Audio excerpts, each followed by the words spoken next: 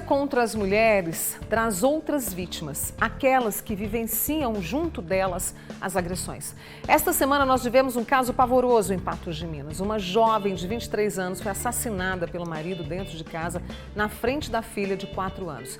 E ele foi tão cruel que ele gravou o crime e dava para escutar a menina chorando e pedindo para que o pai parasse com aquilo. A criança é mais uma órfã de feminicídio. Essa é a jovem que foi assassinada essa semana. Em Belo Horizonte, também nesse mês, uma jovem foi morta pelo ex-namorado com várias facadas. E um sofrimento que fica para o resto da vida para os pais dela. É algo horroroso. E quantas são as vítimas indiretas da violência doméstica? Eu vou conversar agora com a psicanalista Marina Ferreira, que gentilmente está aqui com a gente. Oi, Marina, muito obrigada, viu? A gente fica até assim, né? É verdade. Porque são tantos casos que a gente vai convivendo. E aí, para essas vítimas indiretas, crianças, pais, colegas de trabalho, é uma marca para o resto da vida e que muitas vezes vai exigir também terapia? Sim, porque essas vítimas indiretas da violência doméstica, especialmente crianças e adolescentes, que são expostos de forma contínua a essa violência, chegando ao ponto de presenciar a morte da própria mãe, muitas vezes pelo pai, companheiro, padrasto. Então ficam impactos devastadores, tanto na saúde emocional, psíquica, comportamental e até física. Então essas intervenções são necessárias. Intervenções, um conjunto de ações. Marina, por exemplo, uma criança que convive, né, com esse tipo de violência, muitas vezes ela não sabe expressar verbalmente o que está acontecendo. É preciso muita atenção porque ela pode dar sinais? Isso, muita atenção, porque crianças e adolescentes talvez seja muito difícil falar com as palavras, porém eles falam com comportamento através de desenhos. Então esse olhar cuidadoso, atencioso da escola, da família, de profissionais, de conhecidos, é fundamental para proteger e para acolher essa criança. Marina, e a gente observa diante desses casos, eu trouxe apenas 2, mas esse mês foram muitos casos, né? As estatísticas assim aumentam. A questão desse homem, por exemplo, o homem, a gente teve um caso na semana passada de um homem que sonhou que a mulher estava traindo.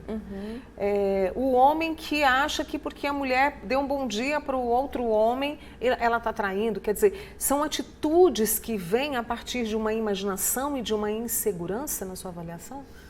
Essas questões são complexas por quê? Porque a questão da inteligência emocional, que a pessoa não sabe lidar com esse turbilhão de emoções, seja o ciúme, seja a raiva, tem os psicopatas também. Então, são situações completas que precisam também de intervenção. E o que é tão importante, porque nós chamamos do ciclo intergeracional de violência.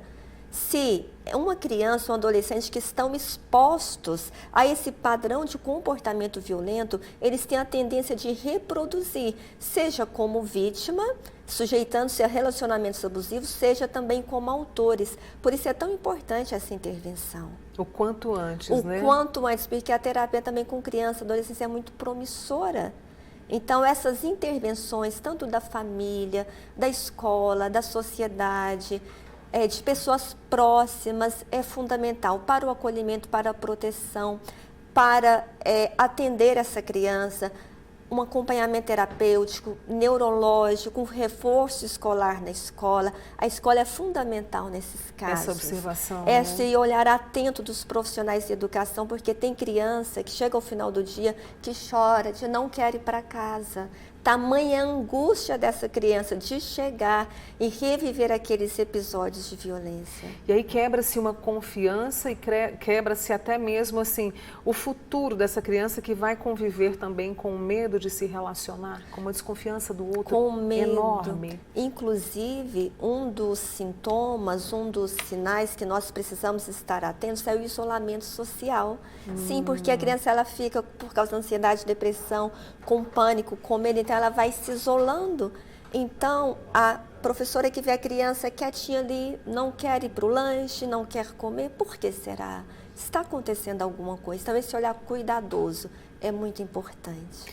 Você sabe uma frase, eu não sei se você tem ouvido isso também, mas assim, a gente tem escutado bastante, que é: não é fácil ser mulher hoje em dia, em pleno século XXI. E as mulheres estão acuadas, por exemplo, você conversa com algumas que estão com medo, que às vezes nem começam um relacionamento, ou às vezes aquelas que vão dormindo pensando que amanhã pode ser a próxima. Como é que você avalia isso? Sabe, toda essa situação que a gente mostra e a estrutura emocional dessa mulher. Então, a fragilidade emocional, né? Que acaba também que as crianças revivem, isso reproduzem, porque as crianças elas estão aprendendo esse comportamento, essa fragilidade emocional. Por isso que tanto a mulher precisa de ajuda, quanto essas vítimas indiretas.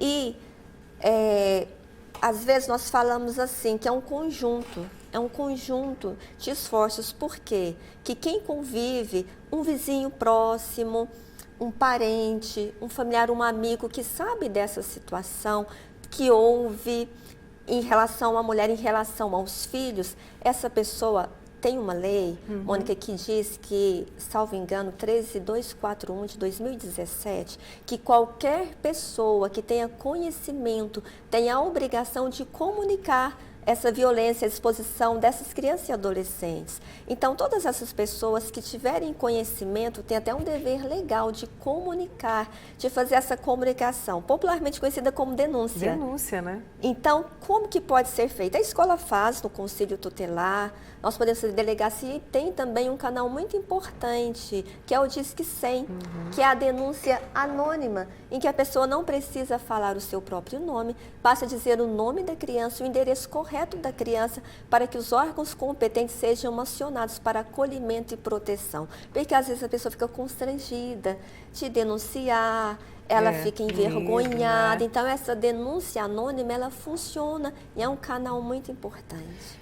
Marina, para a gente caminhar para o encerramento, a gente vê essas histórias, sabe dessas histórias, tem histórias na família, e aí a gente parece que vai perdendo o fio da esperança, parece que a gente vai desacreditando. É possível ter esperança de que essa situação pode mudar?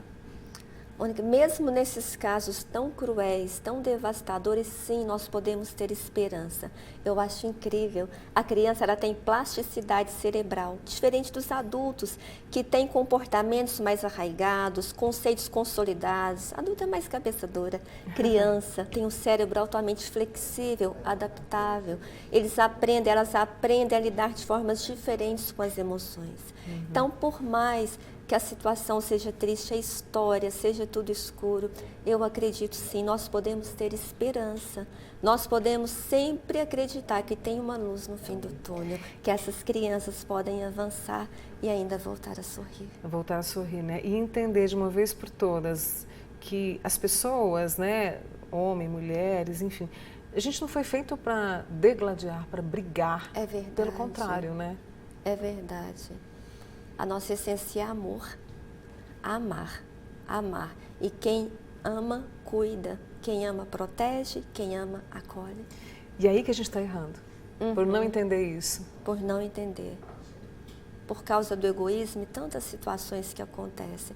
E às vezes a pessoa ela não tem condições de sozinha buscar essa luz no fim do túnel. Mas nós podemos ajudar, nós podemos apontar o caminho. Não tem vergonha de pedir, até falei sobre depressão aqui, né? Não tem vergonha de pedir ajuda, de querer melhorar. Até os homens mesmo, né? Tem essa dificuldade de pedir ajuda, fala, não tô legal. Porque os homens também, eles podem pedir ajuda, se percebe esses comportamentos violentos, porque a violência doméstica ela é gradativa.